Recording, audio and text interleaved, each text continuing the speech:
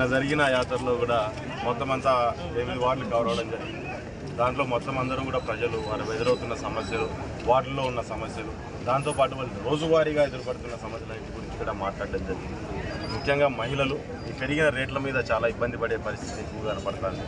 చాలా ఇళ్లలో ఈరోజు మనం చూసినట్లయితే ఈ పథకాలు కూడా పూర్తి స్థాయిలో అందలేని పరిస్థితి. ఎందుకంటే ముఖ్యంగా నాకు విచిత్రంగా కనపడుతుంది, రేషన్ కార్డులు పోయినాయి.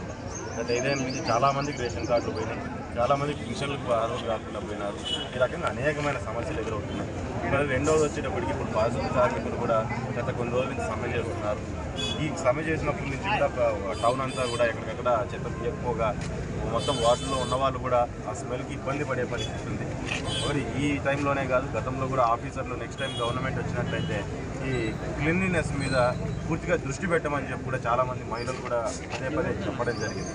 ఎందుకంటే టౌన్లో గతంలో చాలా దగ్గరలో మాకు ఎదురైనప్పుడు కూడా మేము ఎప్పటికప్పుడు అధికారులకు ఫోన్ చేసి ఇవన్నీ క్లీన్గా లేవు చూసుకోండి ఒకసారి, ఎక్కడ పడితే అక్కడ ఎక్కువగా ఈ పందులు పెరిగేస్తున్నాయి, దోమలు పెరిగేస్తుంది, దీని నుంచి రోగాలు వస్తున్నాయనే విషయం కూడా గతంలో చాలాసార్లు మేము కూడా అధికారులకు తెలియజేయడం జరిగింది. ఎప్పటికప్పుడు చెప్తూ దాన్ని కూడా ఈరోజు మేము ఆపోజిషన్లో ఉన్న దాన్ని క్లియర్ చేయించే ప్రయత్నం అనేది మేము కూడా చేయడం జరిగింది. సో ఇదే రకంగా అనేకమైన సమస్యలు మాకు ఎదురవుతున్నాయి. ఖచ్చితంగా అవన్నింటినీ కూడా వాళ్ళతో ప్రజలందరితోనూ మాట్లాడుతున్నాం. అందరూ కూడా ఈసారి గవర్నమెంట్ మారాలి, గవర్నమెంట్ మారితేనే మా జీవితాలు మారుతాయి, మా బతుకులు మారుతాయి అనే దాని మీద చాలా గట్టిగా నమ్మకం పెట్టుకున్నారు ఈ ధర్మాన పట్టణం.